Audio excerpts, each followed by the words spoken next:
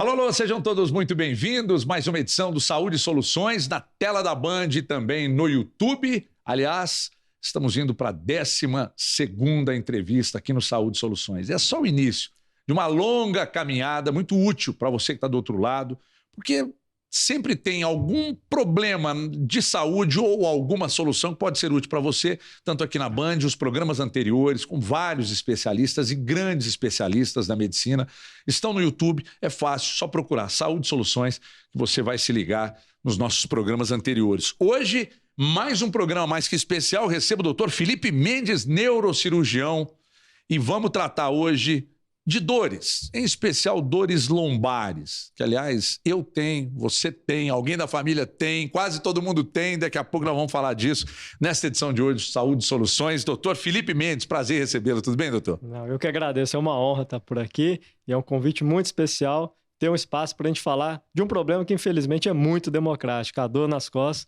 Realmente afeta quase todo mundo. Quantos por cento da população, doutor Felipe? Estima-se que até 80% da população, em algum momento de sua vida, vai desenvolver um quadro de dor lombar. Por vários motivos, né? Por vários motivos. E hoje a gente vai falar de alguns motivos que podem ser evitados, que ajudam a prevenir o quadro de dor. Sabe que daqui a pouco eu quero... É que eu não tenho aqui um roteiro que eu sigo, eu vou tocando o papo aqui. Mas aqui eu fiz cirurgia bariátrica há 2 anos. E pouco depois da cirurgia bariátrica, me deu uma dor absurda nas costas. Muita dor, muita dor. Me ficava de pé, incomodava, queimava e tal. E aí eu procurei o Dr. Marcos Reis, que foi quem fez a cirurgia. Ele falou, Everton, é comum nesses casos, porque você perde... Eu não sei se ele me explicou que perde gordura e musculatura, não sei exatamente. Isso enfraquece, então você tem que fazer exercício físico, fortalecimento, etc. e tal. Mas eram dores horríveis que me incomodavam muito. Então eu estou falando de uma dor que eu sentia que pode ter sido, segundo o próprio Dr. Marcos Reis, pode ter sido proveniente da cirurgia bariátrica, mas dores lombares têm de diversas... Ela acontece de diversas formas, por diversos motivos. Você vai saber daqui a pouco quais são eles e o que fazer para melhorar essas dores. Mas, doutor Felipe, a gente estava falando aqui antes de começar, eu falando dos meus bichos, né? E você também gosta, né? Adoro. Hoje aqui em BH a gente tem uma cachorrinha e no interior essa ideia de desenvolver, ter mais bichos. Na infância eu tive muitos. Então, isso você veio do interior? Veio do interior. Qual cidade? Sul de Minas, chama Poço Fundo. Poço Fundo. Já ouviu falar? Eu já ouvi da música do Chitãozinho Chororó. Mas, doutor Felipe, e a família já tinha os bichos em casa e tal? É uma tradição na família? No começo, assim, na infância, mesmo na casa da cidade, a gente sempre gostou de bicho. Então, tinha cachorro, tinha jabuti, vários pássaros, sempre foi esse cuidado da família. A gente que é do interior tem essa tradição, né? Sim, sim, é muito bom. E hoje, por exemplo, eu estava vendo a gente conversando aqui, você falando de bezerro, então isso é uma paixão? Eu gosto muito de animais, aí agora que a gente está começando a ter um pouco mais estruturado, e essa ideia de criar bichos, principalmente bichos diferentes, igual a gente estava conversando aqui, de talvez trazer ilhamas, outros desses que tem uma capacidade de ornamentar, de trazer alegria, assim, que traz é mesmo, né, doutor Felipe? Traz mesmo. Né? Impressionante. Eu quando, tanto pela manhã, quando eu acordo, quando eu chego em casa, é um processo que me revigora. Acordar de manhã e ter meus bichos ali ao redor da mesa na hora do café e ter os bichos lá fora, meus bichos eles ficam soltos. Bacana. Eu só prendo para dormir. Por razões óbvias, né? Sim, eu moro num ambiente que tem muito... Que é o seguinte, o programa é Saúde e Soluções, mas isso aqui também é uma baita solução para isso aqui, ó, para a cabeça. Então, isso me revigora, sabe? Tanto pela manhã, quando eu chego à noite, recebido pelos bichos como eu sou, é um negócio maravilhoso, né? E isso eu acredito que você tem a mesma impressão, né? Não, isso realmente faz muita diferença, imagina. Eu lembro até uma situação desse fim de semana, por exemplo, no domingo, a gente chegou do almoço, deitamos no sofá, eu, minha esposa, a cachorrinha subiu. E aí, ao longo do tempo, eu lendo, minha esposa dormiu, a cachorrinha foi, deitou em cima da minha perna, põe a cabecinha, dorme. Aí você olha e fala, não, olha que satisfação, que alegria, muito especial. Momento de é um família, momento muito especial, né? Isso ajuda. Eu acho que todo mundo tinha que... Tem gente que às vezes não gosta, mas talvez por desconhecimento dos benefícios de ter um bicho, né? Sim. Seja um cão, um gato, um pássaro, enfim. Sendo bem tratado e dando carinho para eles... E eles devolvem em dobro para a gente, né? De forma inconsciente, mas eles devolvem. O doutor Felipe, quem que é o doutor Felipe, hein? Formou aonde? Estudou aonde? Veio de onde? Bom, Poço Fundo você já falou. Isso. Mas saiu de Poço Fundo quando? Isso, vamos lá. Então, como eu disse, saí de Poço Fundo aos 17, 18 anos, me mudei para Belo Horizonte, já vim direto para iniciar os estudos em medicina, estudei aqui na Universidade Federal de Minas Gerais e ao longo da faculdade fui tendo a experiência de visitar diferentes serviços, de ver diferentes médicos atuando. Porque até então você não sabia para que lado seguir. Não sabia que lado iria. E acabei me apaixonando com a saúde do cérebro e da coluna. E é uma coisa que a gente identifica que, infelizmente, apesar de ser praticamente hoje um problema mais comum que afeta a população, uma das queixas mais comuns são os problemas de dores na coluna, e infelizmente é algo muito mal falado, no sentido, não existem tantas campanhas públicas, não existem tantas campanhas de empresas, de operadores de saúde que conseguem focar tanto nas dores. Então, como foi uma área que eu vi que tinha essa empatia e que eu gostava muito desse aspecto lógico da saúde do cérebro e da coluna, fui entrando em contato, fui gostando e acabei optando por atuar na área da neurocirurgia. Tem algum médico na família, não, né? Tenho médicos, mas mais assim, primos... Ah, tá. Pai e mãe, não. Pai e mãe, não.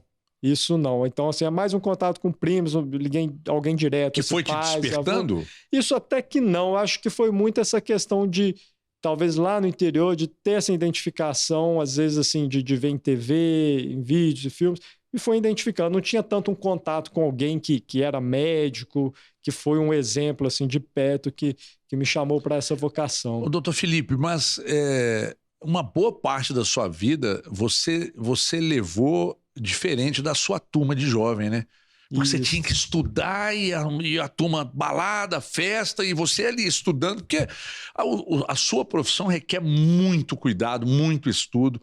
Você considera que perdeu uma parte da sua juventude ou é tão gratificante o que você faz agora que não foi um ganho? Sim, eu acho que eu sempre soube dividir bem. E eu acho que a grande vantagem de ter morado no interior fez uma baita diferença, porque lá, até talvez os 15, 16 anos, quando você ainda não precisa dedicar para o estudo, mas não precisa ser aquela carga tão excessiva. Então, como eu fui muito do esporte, sempre gostei de corrida, praticar futebol, sempre viajava para praticar esportes, saía com os amigos durante o dia, durante a noite, então sempre deu para conciliar. É claro que chegando próximo à época de estudos, de vestibular, faculdade, é comum de realmente ter que abrir algumas exceções, falar, realmente hoje não dá para sair, vou ter que abrir mão disso, mas eu sabia que era algo que precisava naquele tempo, que era o preço a se pagar para conseguir entrar em uma boa universidade, numa universidade de referência, e que felizmente deu certo. Mas eu sempre tentei diferenciar um pouco essa questão do tempo, tentar sempre, nunca deixar, por exemplo, de praticar meus exercícios, meus esportes, de ter meu tempo com a família, de sair com os amigos. Hoje você é casado? Hoje eu sou casado. Tem filho? Filho ainda não. Só cachorrinho. Você tá muito jovem. Sou novo, eu tenho 33. 33 anos, muito jovem, um longo caminho pela frente, mas já com 33, um longo caminho percorrido também, né, Felipe? Não, realmente se pensar, foram muitos anos de estudo, veja. 6 anos de faculdade, 5 anos que a especialização hoje de neurocirurgia é das maiores, a mais longa que existe. São 5 anos direto só lidando com neurocirurgia. E nesse meio tempo ainda teve especializações em cirurgia de coluna, mestrado.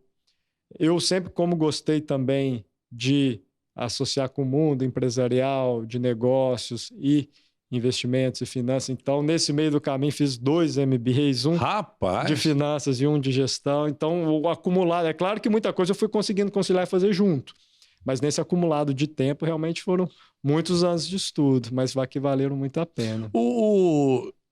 Eu, quando, às vezes, dependendo do papo que a gente vai desenvolvendo aqui, desembolando, nesses 12 programas, hoje o 12º, às vezes me veio ao longo dos programas uma vontade de sair um pouco do tema e trabalhar numa outra vertente que anda paralela à medicina, mas existe uma linha entre as duas coisas. Eu queria aproveitar para te perguntar isso. Como é que é a sua visão entre a ciência e o lado espiritual? É importante, vocês médicos, vocês cuidam disso, ou vocês são mais céticos, ou você fala por você e não pelos demais? E como é que você avalia as pessoas que se apegam muito à questão espiritual, até nos tratamentos? Sim, não, hoje eu gosto de dizer que existe realmente a nossa saúde física, a saúde mental e também a saúde espiritual. Ajuda, doutor Felipe. Ajuda, sem dúvidas. Existem muitas, eu não lembro agora de quem falou isso, onde eu li, mas não é que a ciência e a religião elas são tão diferentes. Às vezes é porque a ciência ainda é jovem demais para entender. Então é um ponto que nos motiva. Frase, é filosofal essa. Essa é filosofal. Mas é isso, porque se a gente não tem uma saúde plena nessas 3 esferas, realmente tem chance de ter algum desbalanço e trazer algum impacto na nossa vida. E hoje, cada vez mais, até como formas de encontrar, a gente vê que muitos estudos vêm comprovando que o efeito espiritual, o efeito religioso é importante em muitos problemas de saúde. Olha isso. Isso é muito Depois bacana. de muito tempo a gente começa a ouvir isso, e era uma coisa que, pelo menos quando eu era mais jovem, olha que eu não sou tão velho assim, eu ouvi o contrário, sabe? Não é assim, não é assim e tal. Uma história até com a minha mãe mesmo, né? Uma vez o médico que estava cuidando da minha mãe já num quadro bem avançado, né, de câncer, e ele falava, não adianta, não adianta. Não. Mas a gente acreditava que adiantava e a gente não abriu mão disso, né? E hoje, o doutor Felipe Mendes falando de que estudos mostram que cuidar do lado espiritual também, paralelamente aos outros cuidados, pode ser muito benéfico. Aí é a questão mental, você disse, né? De ter um pensamento positivo de que o tratamento vai funcionar, cuidar do lado espiritual e, paralelamente, a medicina ali, dando todo o suporte que a ciência novinha está entregando, né? Isso, esse suporte de ter... Muitas vezes as pessoas querem ser tratadas e não querem se tratar. Então, às vezes, eu quero chegar no consultório e ter um remédio que vai resolver meus problemas. Mas, às vezes, o problema é perder um peso, fazer uma atividade física, coisas que vão dar um resultado a longo prazo, ter um maior contato social. Hoje, por exemplo, nos casos de declínio cognitivo, de perda de memória, principalmente quando a gente envelhece, nem chegar ao ponto ainda de desenvolver uma demência, mas só nessa diferença que algumas pessoas começam a sentir ao longo da vida. É natural. Então, o cabelo fica branco, a pele enruga, o cérebro também vai perder performance. É esperado, é comum, é natural. Não, o que fazer para dificultar esse empobrecimento do cérebro, se é que eu posso chamar assim? Claro, existem alguns pilares e o mais curioso é que muitas pessoas às vezes chegam e falam, doutor, me dá um remédio para melhorar a minha memória. Só que você chegar me pedir isso, provavelmente ali aos 65, 70 anos, talvez eu não vou conseguir te oferecer tantas soluções de prevenção mais. Mas se você chegar aqui para mim com 20, 25 anos, eu vou saber dizer. E o curioso é que grande parte hoje do que já está validado de quem trabalha é que são soluções simples. Então, ter uma boa noite de sono, uma boa qualidade de sono, uma boa alimentação, deixar o nosso cérebro sempre ativo no sentido de que ele se sinta desafiado. Muita gente fala, não, tem que fazer palavra cruzada para ativar o cérebro. Ok, ajuda. Mas se você faz palavra cruzada todo dia por 20 anos, provavelmente seu cérebro não vai sentir tão desafiado mais. Então, fazer às vezes, coisas diversas para desafiar o cérebro. Praticar uma dança que nunca praticou, testar um idioma, voltar para casa por uma rua diferente. Ter um bicho. Ter um bicho. Existem muitos trabalhos que a conexão social, que é um outro pilar que ajuda a reduzir o envelhecimento, é você ter uma conexão social forte. O que é isso? Ter os seus contatos íntimos em casa, com familiares, amigos, conversar, participar de grupos de trabalho relacionado, de trabalho voluntário, ter bichos, animais. Isso na pandemia salvou muita gente. Muita pessoa que acabou ficando em casa, sozinha, solitária, tendo a companhia, às vezes, de algum animal, de um pet, ajuda. Da sua entrada na faculdade até hoje, não teve um dia sem estudo, né? Praticamente é muito difícil algum dia que a gente passe sem ter um contato com alguma coisa. Às vezes no e-mail já é programado de receber filtros de notícias novas, de trabalhos. Então, pode ser que você não leu a fundo, mas uma manchete, alguma coisa, uma publicação. Mas é muito importante, eu sempre gostei de ter muito trabalho e estudo em áreas que não são de medicinas, que eu acho que isso traz um diferencial importante, me ajuda a ter uma visão tanto do ponto de vista de assistência quanto do ponto de vista de negócio.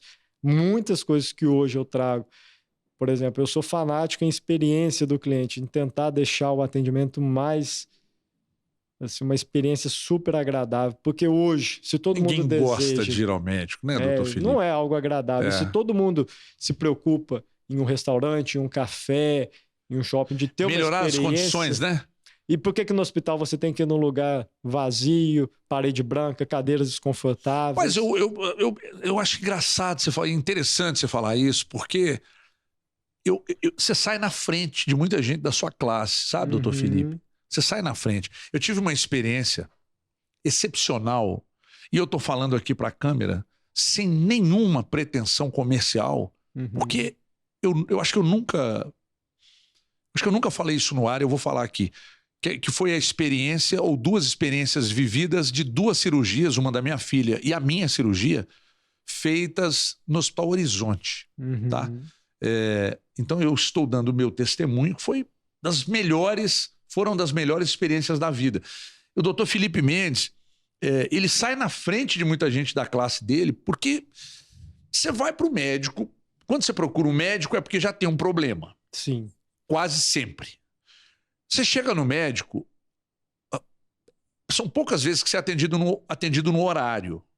Só que enquanto você espera, é chatérrimo. É terrível. Nada que faça com que a experiência seja positiva. Mas que legal ouvir isso de você, Felipe. Sim, isso eu tive a oportunidade, isso durante a faculdade, em 2010, 2011. Eu fiz um trabalho de intercâmbio fora, acabei trabalhando na Disney. É mesmo? Você trabalhou na Disney? Então foi, para mim, eu considero o melhor lugar do mundo que se preocupa com a experiência do cliente, do usuário. E de lá você trouxe isso? Trouxe muito. Então, existem até livros hoje. Hoje há muitos anos, livros. Como seria se a Disney administrasse o seu hospital? Ou muitos outros que são baseados nesse encantamento de tentar entender as objeções, os desejos, tudo aquilo na jornada que pode prejudicar, que pode trazer um fator negativo para a experiência do paciente, é preciso combater. Não é que tem que chegar lá, tem que estar num espaço maravilhoso, com café bom. Isso ajuda? Pode ajudar. Mas pequenos detalhes, por exemplo, cumprir o prazo, ser empático, entregar uma consulta na hora. Se interessar. Né? Mostrar, pegar na mão. Uma consulta tocada é muito desagradável, né, doutor Felipe? Sim, o próprio sistema... Sabe, vamos por demanda, não tem... Você falou 2 vezes aí a palavra empatia, não tem que ter, tem que ter esse cuidado, né? Nossa, parabéns, o doutor Felipe Mendes, neurocirurgião, falar da importância da experiência de quem vai a um consultório, de quem vai a um hospital.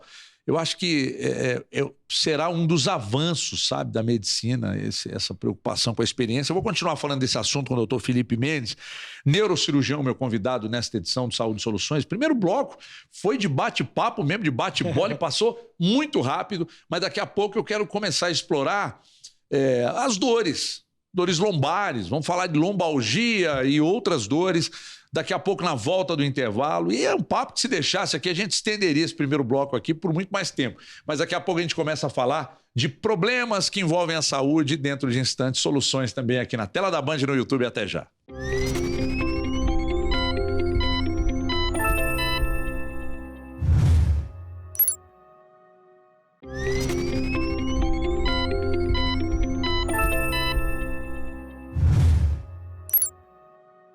Estamos de volta com Saúde e Soluções. Gente, seria bom que esse intervalo vazasse para você que está aí do outro lado, porque foi muito bom. A gente começou falando de bicho antes do início da gravação. No intervalo agora estávamos falando de comer bem. Comer bem.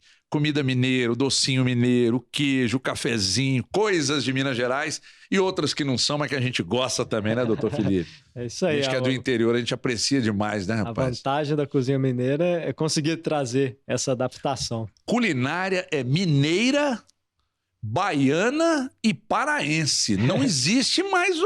O resto é derivação. Não briga comigo, não, que isso é a verdade pura e absoluta. Culinária, mineira, paraense, baiana. O resto é derivação. Estamos conversando. Ô, doutor Felipe Mendes, já falamos um pouco de tudo, mas no início você disse, Everton, vamos falar de dores. Por que tem tanta dor nas costas de todo tipo. O que é lombalgia e outras tantas dores? Vamos começar falando da lombalgia. Claro, vamos lá. A dor, eu até gosto de dizer que a dor às vezes é algo que não existe. Como assim? A dor, na verdade, é um fenômeno tão particular, tão pessoal, que é tão difícil alguém conseguir, por mais que ela tente descrever, mas que a outra pessoa entenda aquilo que ela está passando. Porque é um fenômeno que envolve tanto, não é simplesmente, cortei meu dedo. Mesmo o processo do corte do dedo, na minha opinião, a minha impressão é muito diferente da sua. Então, a dor é um fenômeno muito complexo e que, sem dúvida, é um dos principais sintomas que atrapalha e um dos principais sintomas que a pessoa vai procurar ajuda, vai procurar auxílio. A dor não só é um sinal de alerta em muitos problemas de saúde, como, a depender de alguns problemas que não forem bem tratados, a dor evolui para uma doença propriamente. Então, quando tem um quadro de dor crônica, a dor deixa de ser um sinal e a própria dor em si passa a ser uma doença, passa a ser um problema. Então, a lombalgia já é uma doença. Já é uma própria lombalgia, ela pode ser um sintoma inicial, mas ela pode evoluir, vamos dizer que ela ganha uma personalidade própria e ela passa a existir por conta própria. Existem motivos que podem justificar a causa de dor crônica, mas existem pessoas que não têm tantas alterações anatômicas e estruturais na coluna e ainda assim queixam de dor, que são fenômenos de dores mais complexos. Então, hoje, na definição de dor lombar ou lombalgia, é qualquer dor que afeta aquela região que vem do final da 12ª costela até a região dos glúteos, Sim. que é a região da coluna lombar, a famosa dor nas cadeiras, aquela região. Tudo isso que envolve o quadro de dor lombar. E existem inúmeras causas que podem justificar esse processo de dor. Quais os mais comuns? O mais comum, por sorte, é aquela dor relacionada ao hiperuso, à atividade. O que é isso? Foi precisar alguém, por exemplo, levantar um objeto, levantou de mau jeito, fez algum esforço repetitivo, ficou muito tempo na postura. Que pode ser desde uma academia até um trabalho braçal. Ou num movimento repetitivo numa máquina. Sim. Ou quem dirige fica o tempo inteiro sentado. Muito tempo Tudo sentado. isso gera Tudo isso pode gerar. Mas a grande parte das vezes essa dor ela é autolimitada, dentro ali de poucos dias, uma semana, com um pouco de repouso, remédio, ela passa, a pessoa consegue continuar a sua vida, normalmente até não se repete esse processo de dor. Então esse é o mais comum. Porém, existe aquela parcela de pessoas que vão ter essas dores quase todo dia, quase todos os meses, que vão se cronificar, aquela dor que vai ter uma duração por um período superior a 3 meses. Não necessariamente por 3 meses continuamente todo dia doendo, mas pode ser doer alguns dias, interrompe, fica bem, volta a doer. Quando esse processo começa a estabelecer, aí existe o diagnóstico da dor lombar crônica, que aí já é uma dor que precisa de atenção, precisa de cuidado, pois se não for tratada adequadamente, ela pode ser cada vez mais difícil de ser bem conduzida. Mas existem casos graves? Existem muitos casos graves de lombalgia? De lombalgia. Rapaz, eu pensei que não. Isso. Existem casos mais comuns, como, por exemplo, uma hérnia de disco em uma pessoa mais jovem, que geralmente é uma doença, na 90% das vezes autolimitada. O próprio organismo vai dar conta de lidar sozinho. Não vai ser necessário fazer cirurgia, nem algum tipo de intervenção.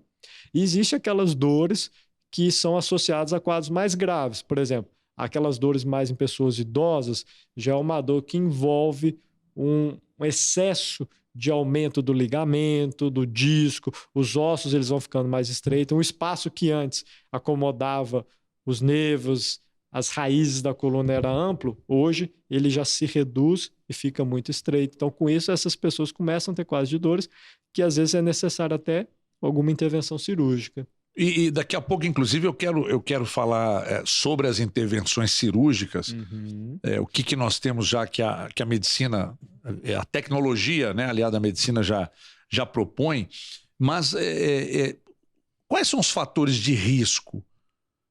Não sei se posso formular a pergunta assim, fatores de risco que podem levar a uma lombalgia e que depois essa lombalgia pode se tornar muito grave. Quais são os fatores de risco? Sim, não pode formular dessa forma. Fatores de riscos que são associados, sim, a dores da coluna, a dores da região lombar. Hoje existem vários motivos que são identificados. Os principais são o envelhecimento, Então, a gente nota que pessoas a partir dos 50, 60, 70 anos inevitavelmente vão sentir dor. Pode ter uma chance maior. Existe um pico de evolução de dor que vai até os 80 a 85 anos, que cada vez é mais progressivo.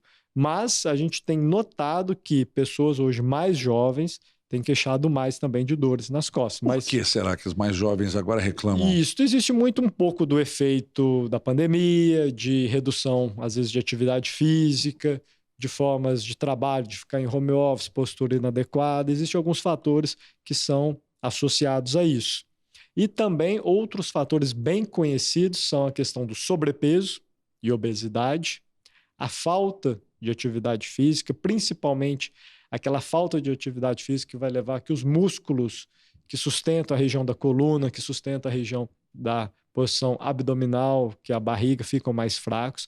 Então, são alguns fatores que são apontados. E fatores associados também ao trabalho. Infelizmente, existem muitos tipos de trabalho, aqueles que exigem uma sobrecarga mecânica maior, principalmente aqueles trabalhos que são associados com movimentos vibratórios. Vou dar um exemplo aqui mais extremo, por exemplo, alguém que opera uma britadeira. Aquele movimento vibratório contínuo, sim, ele realmente causa muito mal para a coluna. É claro que vibrações menores também podem causar, mas permanecer muito tempo em mesma posição, fazer uso ou carregar pesos, cargas superiores a 10% do nosso peso corporal, tudo isso são fatores de riscos que não bem conduzidos podem levar a um processo de dor crônica. Quem faz, então, o serviço braçal, que como é um exercício repetitivo, quem está na construção civil, quem opera, quem trabalha na lavoura. Sim, o trabalhador rural. O trabalhador rural. Isso. Construção civil, trabalhador rural, alguém que opera algum tipo de máquina com esses exercícios. Mas também tem máquina que te força também, que você precisa, sim, usar muito da força e tal. Então aí está boa parte dos problemas também. Mas você falou uma questão de quem atua em home office e a questão da pandemia, que acabou forçando para que mais gente também atuasse nessa área. O simples fato de ficar diante do computador ali. E a gente, vez por outra, vê algum especialista falar da importância de se ter uma boa cadeira, ter uma boa postura, o lugar de colocar o pé, ou ter um apoio e tal.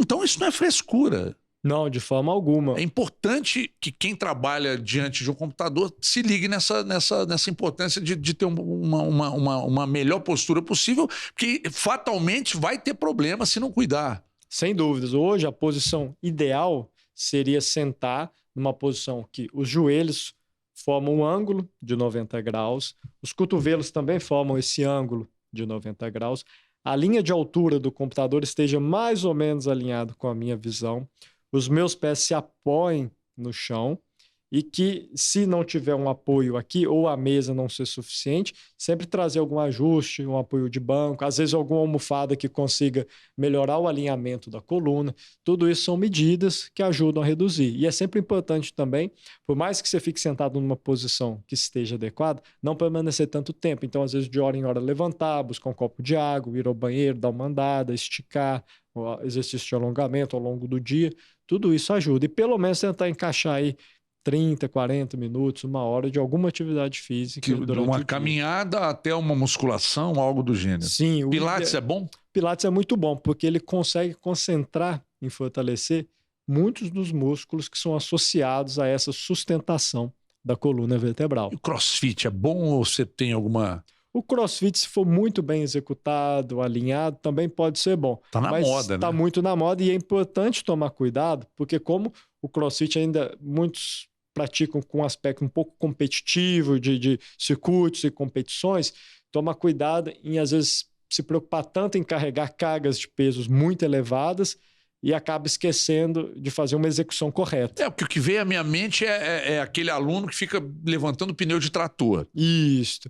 Não tem problema fazer um levantamento de peso desde que ele esteja sendo compatível com sua carga de força e compatível com a execução adequada. Mas realmente eu já identifiquei vários pacientes que vieram do CrossFit, mas outros pacientes já vieram do futebol, já vieram do tênis, já vieram da musculação. Um exercício bem feito, bem executado, ele vai ser benéfico, mas um exercício que com nível de execução ruim ou com uma sobrecarga que é muito além do que alguém consegue pode ser prejudicial. Doutor Felipe, a faixa etária do surgimento de dores lombares, ela está bem reduzida. Você nota que hoje pessoas mais jovens sentem dores, mas a partir de que idade? Sim. Você começa a ter um índice importante no seu consultório. Isso. Hoje, o grande volume acaba ainda sendo idosos, então aquelas pessoas acima de 60, 70 anos. Depois, um segundo grupo são as pessoas economicamente ativas, geralmente homens em torno dos 35 a 45 anos, principalmente com trabalhos que exigem uma sobrecarga maior do corpo, mas tenho notado muito pessoas jovens com 20 e poucos anos que trabalham em home office que têm queixado de dor. Isso assim, é nítido nos últimos 4, 5 anos que a gente tem notado isso. Tem caso grave de dores lombares em jovens? Sim, eu já tive casos, por exemplo, de pacientes, e aí existe uma certa predisposição do próprio organismo, uma herança de família e tudo, que a pessoa desenvolveu um quadro de hérnia de disco aos 13 anos de idade, Nossa, tendo que jovem. realizar a cirurgia, e 10 anos depois, aos 20 e poucos anos, também apresentou outra hérnia de disco que precisou ser operada. Então, são casos extremos, mas que podem ocorrer. Então a carga genética tem influência. Pois eu conheço muitos pacientes que fazem tudo da forma que é modificável, então tem um bom controle de peso, praticam atividade física, tanto de caminhada, corrida, musculação, que focam tanto na parte aeróbica e anaeróbica, tem um bom posicionamento durante um trabalho e tudo, e ainda assim desenvolve problemas de dores. Praticamente dessas 12 entrevistas aqui no Saúde Soluções, quase todos os especialistas destacaram os problemas graves que a obesidade traz. Sim, a obesidade ela impressionante. É com toda a área que eu trago aqui, gente, ó, cuidado com a questão do peso e tal. Então, o obeso tende a sentir mais dores lombares. Tende. São vários mecanismos. Primeiro que o obeso, às vezes, não pratica tanto uma atividade física.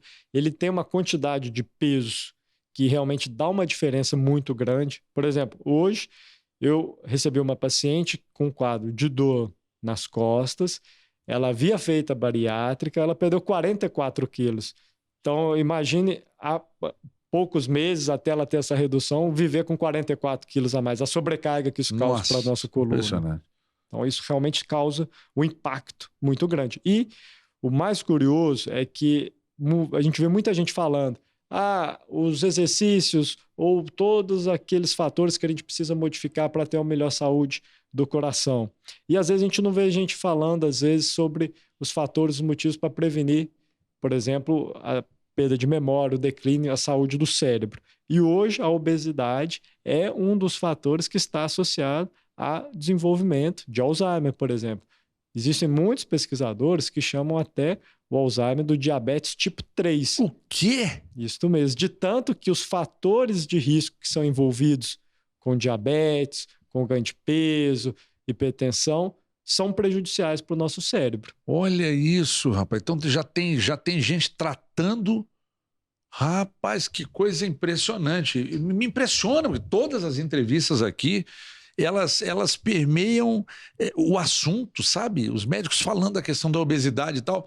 Doutor Felipe, eu sinto que há uma falta de cuidado muito grande nas campanhas. Sim. Sabe? Campanha educativa, eu acho que é muito...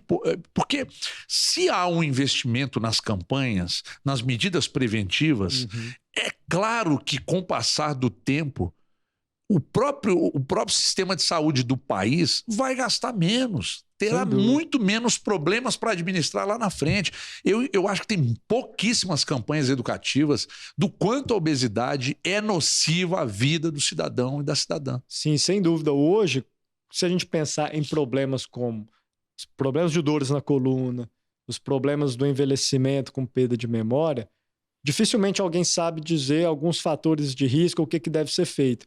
Existe muita campanha, às vezes, falando em riscos do coração. Isso é mais bem noticiado, as pessoas já conseguem se perguntar de bate-pronto, muitos já vão saber. Não, eu preciso tratar da minha pressão, preciso tratar do meu diabetes. Se eu te pergunto, como você precisa fazer para ter um melhor envelhecimento? Para sua memória não ficar ruim ou para não ter dores nas costas?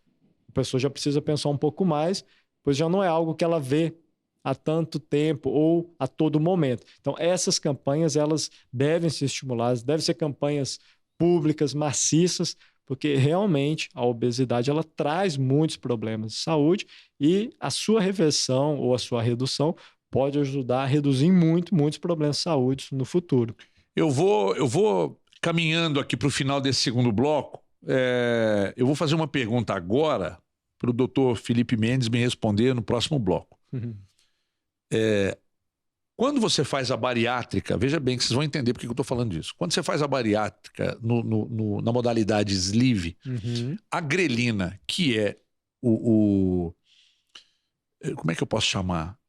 O hormônio? O hormônio, o apetite, isso. O hormônio do apetite vai embora, porque corta o estômago, a grelina vai embora. Aí eu estou entrevistando um cirurgião, um neurocirurgião, falando sobre dores lombares. Tem alguma coisa que liga diretamente essa dor ao cérebro do paciente? Tem alguma coisa que você trata aqui que vai refletir na resolução do problema lombar? Daqui a pouco você responde na volta do intervalo, mas é rapidinho, é um intervalo rápido. Mais uma vez agradecendo a você que está pelo YouTube, você que está na tela da Band, doutor Felipe Mendes, neurocirurgião, meu convidado de hoje aqui do Saúde Soluções. A pergunta está feita. Daqui a pouco a resposta vem no próximo bloco, e no próximo bloco vamos falar do que a tecnologia oferece à área do Dr. Felipe Mendes, principalmente sobre cirurgias pouco invasivas e tal. Tem muita coisa legal que pode melhorar as dores lombares e a gente conta no próximo bloco. Até já.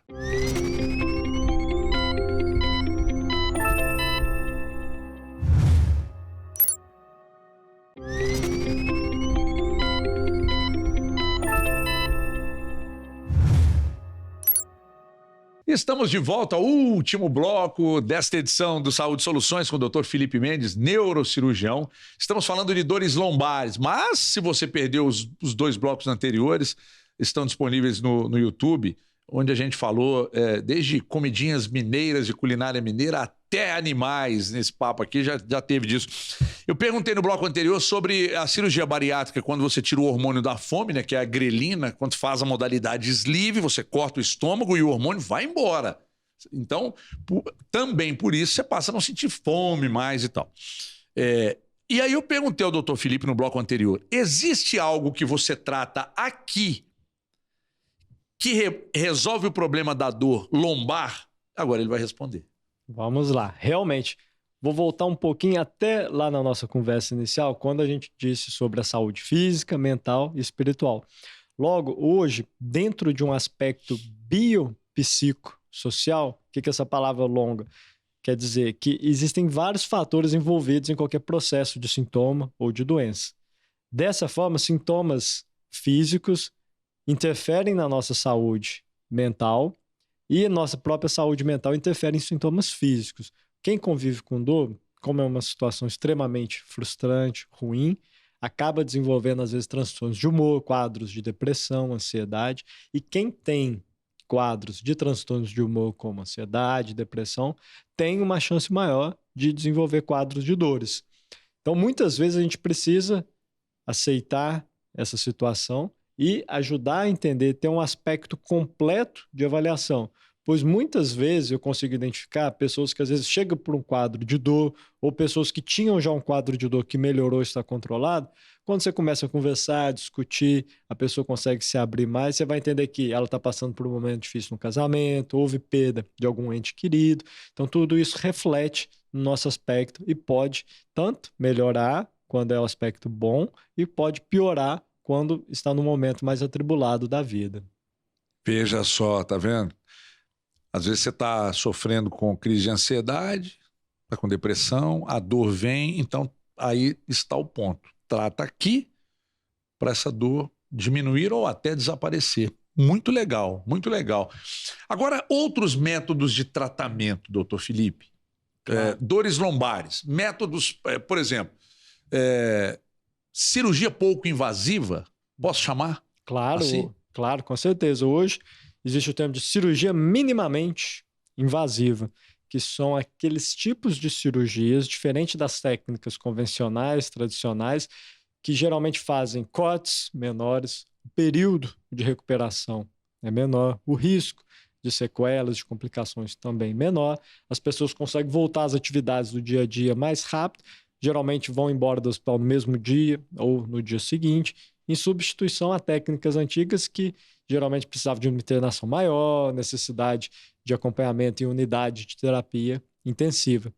Então, pequena parcela daquelas pessoas que desenvolvem quadros de dores, a grande maioria consegue sim ser resolvido só com orientações, mudanças de vida, mudanças comportamentais, utilização de medicamentos, mas infelizmente uma pequena parcela vai necessitar em algum momento de uma técnica cirúrgica. Como é que elas são feitas? Existem inúmeras técnicas e elas vão variar de acordo com a indicação e a localização e o tipo do problema.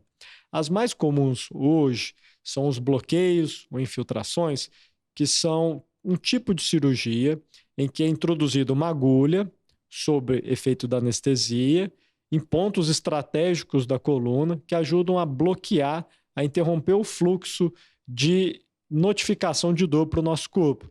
Dessa forma, a pessoa consegue sair daquele quadro agudo de dor e consegue ir para um processo de reabilitação melhor. Ela consegue fazer uma musculação, consegue fazer um pilates. Em muitos casos, a gente consegue resolver muitos problemas só com isso. Aquelas pessoas que já têm uma alteração anatômica, estrutural maior, por exemplo, uma hernia de disco muito grande, que precisa de um tratamento cirúrgico, hoje existe uma técnica muito boa que é a endoscopia de coluna. Da mesma forma que existe a endoscopia para outros tipos de cirurgia, conseguiu chegar a endoscopia agora para cirurgias de coluna. Por onde entra o aparelho? A gente faz um pequeno corte, um corte muito pequeno na pele, é introduzido por esse espaço. Mas na pele de que parte do corpo? Próxima à coluna, Próxima na região coluna. lombar. Isso. Aí faz um cortezinho lá e aí? Acessa com a câmera e aí não precisa cortar nenhum músculo, a própria câmera, o acesso vai criando um caminho, a gente consegue acessar a região da coluna, geralmente é retirado muito pouco material, muito pouco osso, muito pouco ligamento, a gente consegue entrar rápido dentro da coluna, retirar o fragmento de disco, deixar todo o espaço do nervo, da raiz livre, e geralmente é um procedimento que no mesmo dia a pessoa pode ir embora para casa, com poucos dias já está realizando suas atividades, na semana seguinte já está trabalhando, tudo normal. É que anteriormente era um corte bem maior? Antes, até o corte não era maior, mas não era tão grande, mas é preciso descolar um pouco de musculatura. Entendi. Então sente um certo incômodo. Agora já vai direto no Agora ponto. a gente consegue ser direto e um corte muito mais preciso e menor. Qual a relação disso com a neuroestimulação? A neuroestimulação é um sistema de eletrodos, geralmente naqueles casos que tem muito componente dessa dor, que já foi feito de tudo, não se identifica mais uma alteração anatômica, estrutural, mas ainda é um quadro de dor muito incapacitante que algumas pessoas apresentam. Por exemplo, após algum traumatismo da coluna, em alguns processos, por exemplo, de pessoas que têm quadros de diabetes, o próprio diabetes ele pode danificar o açúcar elevado no sangue, ele pode danificar os nervos. E aí a pessoa começa a queixar de fraqueza, dormência, parece que o pé está pegando fogo. Inicialmente isso pode ser controlado com o melhor controle do diabetes com medicamentos, mas algumas pessoas não vão ter um bom controle. Então a gente precisa lançar mão de alguma alternativa. Nesses pacientes, por exemplo, não há nada de errado dentro da coluna deles, mas eu consigo realizar uma cirurgia em que eu faço uma punção, eu coloco por meio de uma agulha, um corte pequeno, 2 eletrodos, geralmente na coluna, e esse eletrodo ele vai ficar o tempo todo fazendo disparos de cargas elétricas. Então imagine, por exemplo, que antes havia uma rua, uma avenida, que passava um carrinho que vinha trazendo a dor lá da minha perna. Certo. E agora eu coloquei uma rua a mais que está passando muito carro, causei um congestionamento, então aquele carrinho que vinha lá da perna, Parou. ele não consegue chegar no cérebro mais. Rapaz. A pessoa deixa de interpretar aquilo como dor e sente um alívio. Mas quando você faz a introdução desse eletrodo no paciente, você citou a questão do diabético, Sim. né?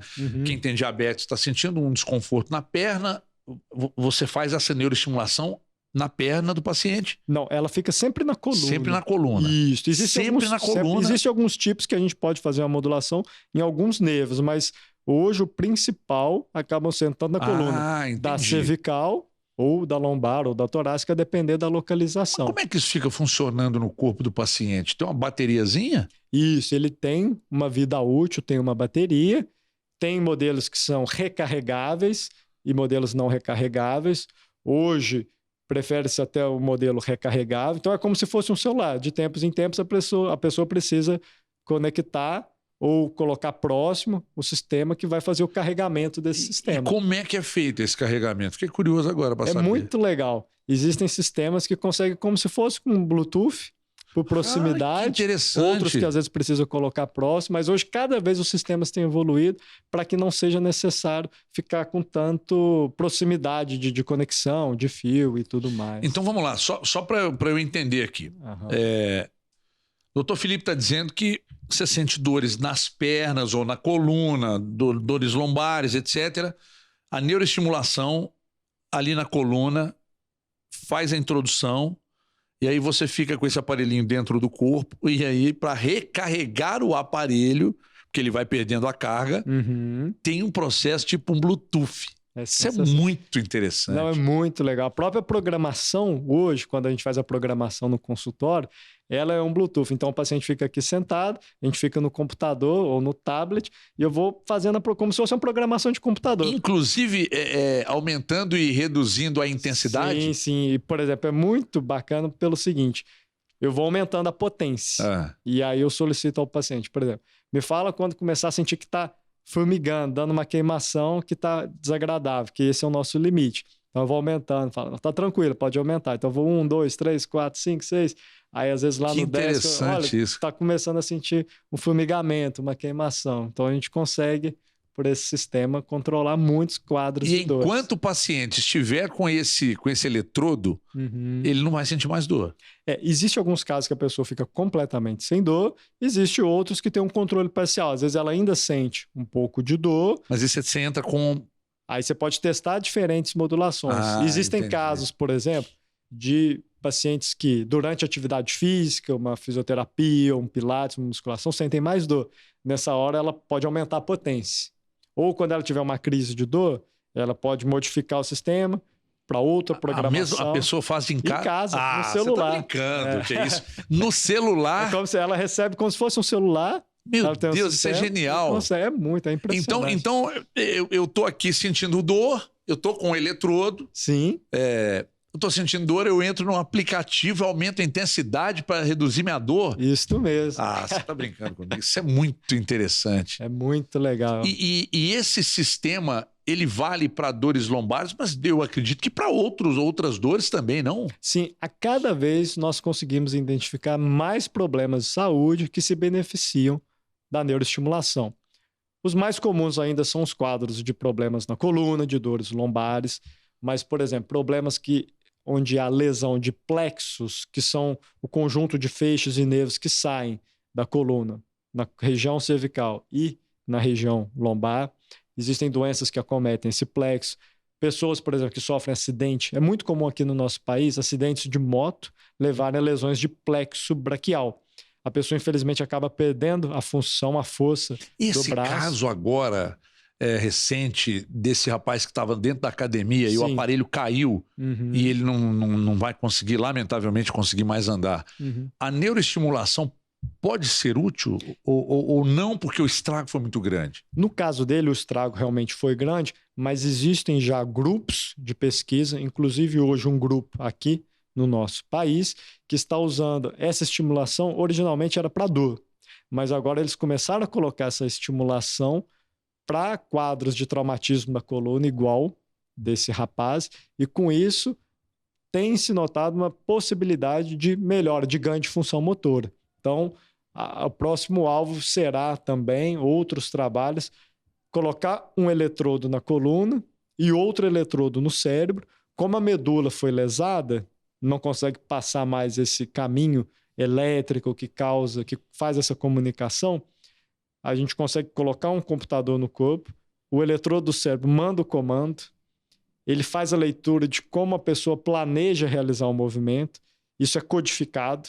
esse gerador recebe essa codificação, ele lança um outro impulso para esse eletrodo na coluna, e aí aquele impulso vai fazer ela levantar a perna.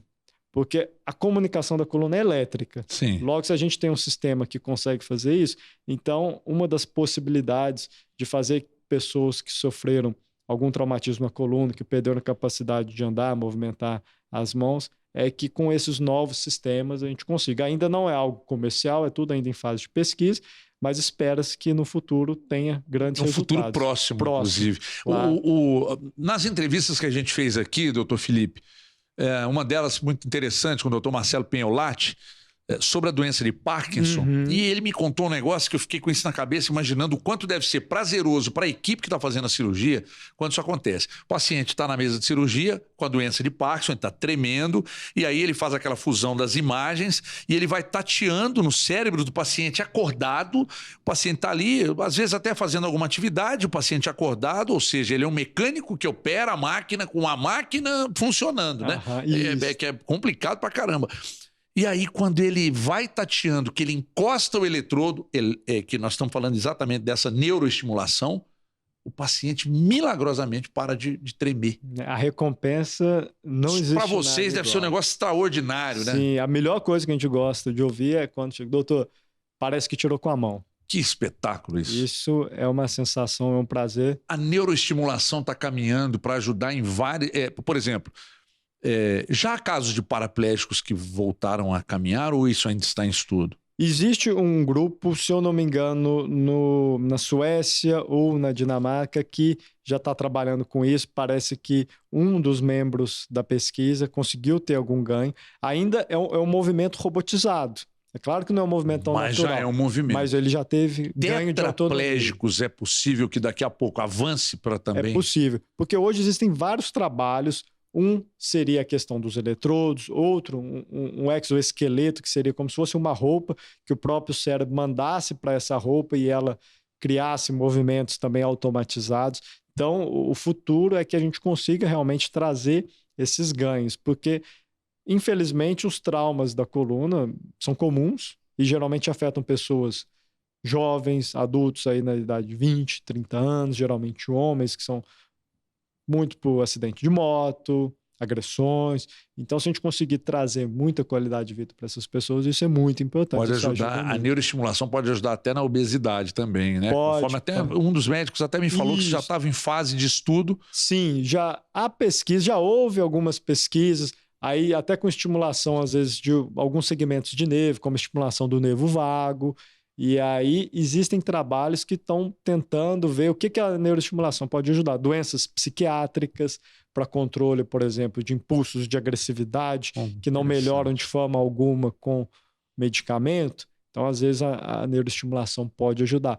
E até casos que são considerados, em tese, comuns, por exemplo, dor pélvica. Existem inúmeras mulheres hoje que sofrem de dor pélvica.